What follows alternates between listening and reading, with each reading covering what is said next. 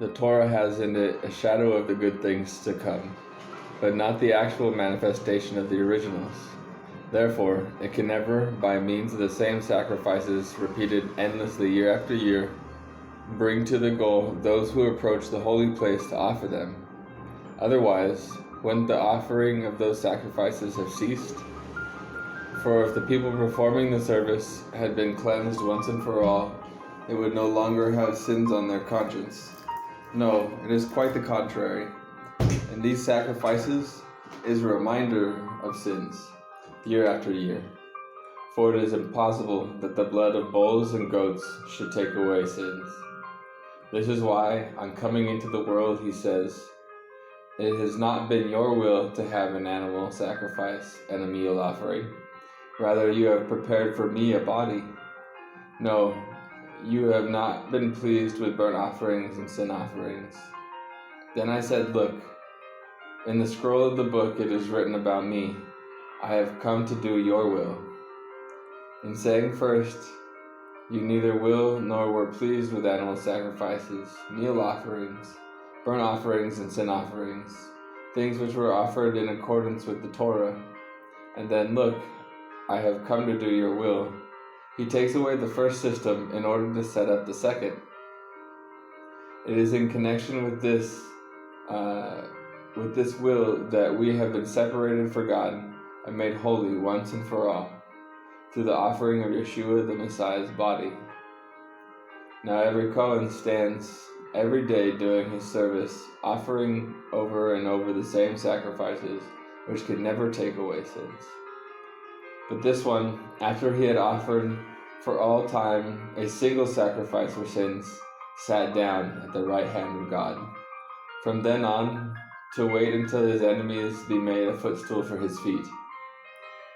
For by a single offering he has brought to the goal for all time those who are being set apart for God and made holy. And the Ruach HaKadosh too bears witness to us. For after saying, "This is the covenant which I will make with them after those days," Adonai says, "I will put my Torah in their hearts and write it in their minds." He then adds, "And their sins and their wickedness I will remember no more." Now, where there is forgiveness of these sins, an offering for sins is no longer needed. So, brothers, we have confidence to use the way into the holiest place opened by the blood of Yeshua. He inaugurated it for us as a new and living way through the Paraket by means of his flesh. We also have a great Kohen over God's household. Therefore, let us approach the holiest place with a sincere heart, in the full assurance that comes from trusting, with our hearts sprinkled clean from a bad conscience and our bodies washed with pure water. Let us continue holding fast to the hope we acknowledge without wavering, for the one who made the promise is trustworthy. And let us keep paying attention to one another in order to spur each other on to love and good deeds, not neglecting our own congregational meetings, as some have made a practice of doing, but rather encourage each other. Let us do this all the more as you see the day approaching.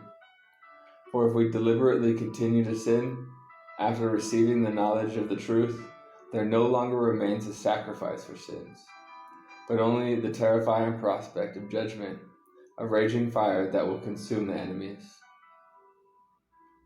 Someone who disregards the Torah of Moshe is put to death without mercy on the words of 2 or 3 witnesses.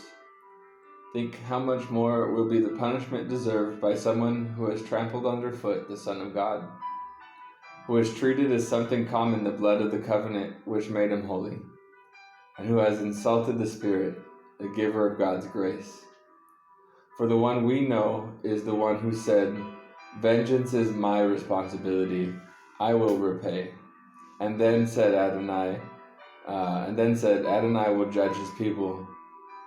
It is a terrifying thing to fall into the hands of the living God. But remember the earlier days, when, after you had received the light, you endured a hard struggle with sufferings, Sometime you were publicly disgraced or persecuted, while at other times you stood loyally by those who were treated this way, for you shared the sufferings of those who had been put in prison.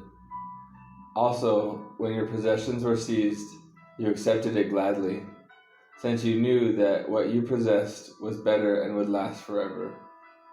So don't throw away that courage of yours, which carries with it such a great reward.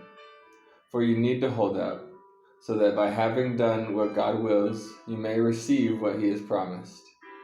For there is so little time. The one coming will indeed come. He will not delay. But the person who is righteous will live his life by trusting. And if he shrinks back, I will not be pleased with him.